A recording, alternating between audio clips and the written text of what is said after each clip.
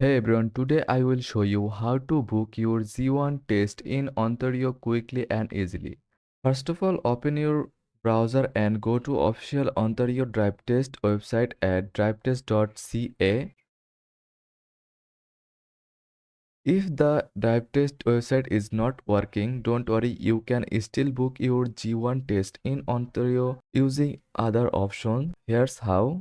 First of all, you can book your G1 test by phone. Call the drive test booking line number. The number is in the description or appear here. Follow the prompts and have your ID and personal details. Another option is to visit Service Ontario or Drive Test Center in person.